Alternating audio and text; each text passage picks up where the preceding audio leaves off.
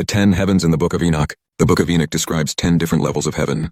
Enoch was taken to each heaven by an archangel, and Enoch witnessed what each level of heaven housed. Some of the beings in the higher realms of heaven frightened Enoch so much that he fell down in terror.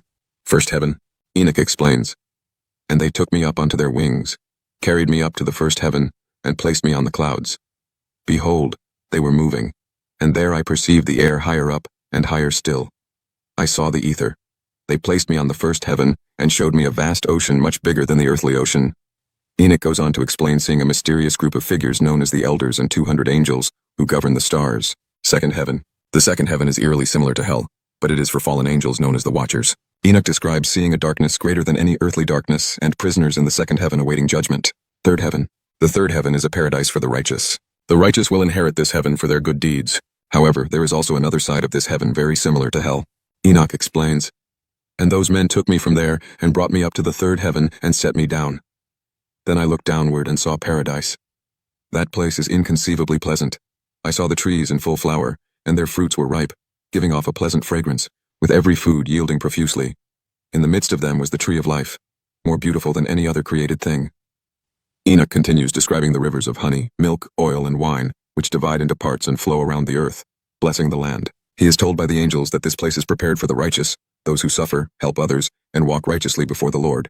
The northern hell. Enoch is then taken to the northern region of this heaven, which he describes as a frightful place. He sees a river of fire and a place of torment. The angels tell him this place is for those who don't glorify God, particularly for those who practice witchcraft, steal, and deceive others. Fourth heaven.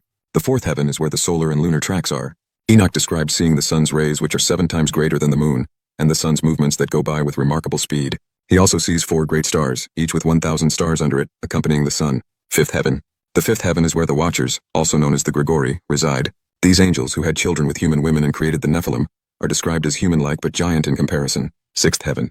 The sixth heaven has 7 groups of angels who are described as extremely bright beings, brighter than the sun. These angels study the stars, the sun's revolution, and the well-being of the cosmos. They ensure order and carry out the commandments and instructions of God. Seventh heaven. The seventh heaven is so frightening to Enoch that he trembles with fear.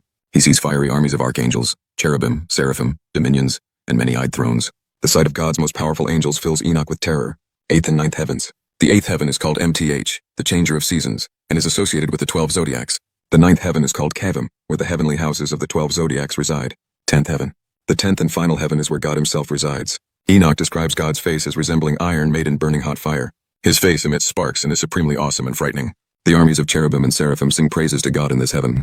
Enoch is anointed with spiritual oil, and his earthly clothing is removed. When he looks at himself, he realizes he is no different than the angels in heaven. Thank you for watching.